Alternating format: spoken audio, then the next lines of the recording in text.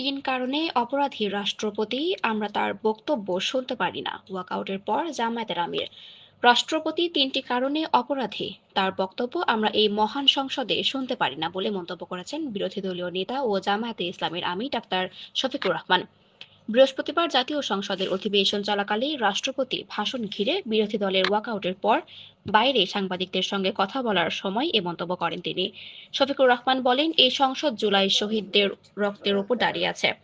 আমরা অনুরোধ করেছিলাম যারা ফ্যাসিস্ট সরকারের দোসর ছিল তারা যেন এখানে কোনো বক্তব্য রাখতে না পারে। এ সময় রাষ্ট্রপতির বিরুদ্ধে তিনটি অভিযোগ তুলে ধরে জামায়াত আমির বলেন, প্রথমত তিনি অতীতে সংগঠিত হত্যাকাণ্ডের বিরুদ্ধে কোনো অবস্থান নেননি।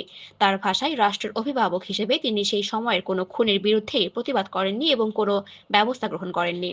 দ্বিতীয় অভিযোগ হিসেবে তিনি বলেন, ২০২৪ সালের ৫ আগস্ট জাতির উদ্দেশ্যে দেওয়া ভাষণে রাষ্ট্রপতি বলেছিলেন তৎকালীন প্রধানমন্ত্রী পদত্যাগ করেছেন এবং তিনি তা গ্রহণ করেছেন।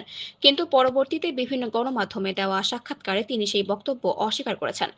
এতে তিনি জাতির সামনে মিথ্যাবাদী হিসেবে প্রমাণিত হয়েছেন বলে দাবি করেন শফিকুর রহমান। তৃতীয় অভিযোগের প্রসঙ্গে তিনি বলেন, জুলাই অভ্যুত্থানের পর নির্বাচিত প্রতিনিধিদের সংস্কার পরিষদের সদস্য ও সংসদ সদস্য এই দুই ভূমিকায় দায়িত্ব পালনের বিষয়টি একটি অধ্যাদেশে উল্লেখ করা হয়েছিল। কিন্তু গ্যাজেট প্রকাশের ৩০ দিনের মধ্যে সংস্কার পরিষদের অধিবেশন আহ্বান করার কথা থাকলেও রাষ্ট্রপতি তা করেননি।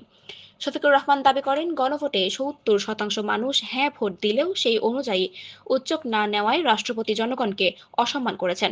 এসব কারণেই তারা রাষ্ট্রপতির ভাষণ শুনতে রাজি নন বলে জানান তিনি। একই সঙ্গে সরকারি দলকে রাষ্ট্রপতির ভাষণ বন্ধ করার আহ্বান জানানো হলেও তাদের সেই আহ্বান গ্রহণ করা হয়নি বলে অভিযোগ করেন তিনি। শফিকুর রহমান বলেন, আমরা সংক্ষুব্ধ হয়ে সংসদ থেকে বের হয়ে এসেছি। ভবিষ্যতেও সংসদে কোনো অন্যায় হলে আমরা তার বিরুদ্ধে অবস্থান নেব এবং জনগণের অধিকার রক্ষায় লড়াই চালিয়ে যাব। Falguni Ahmed, desk report, Surma TV 24।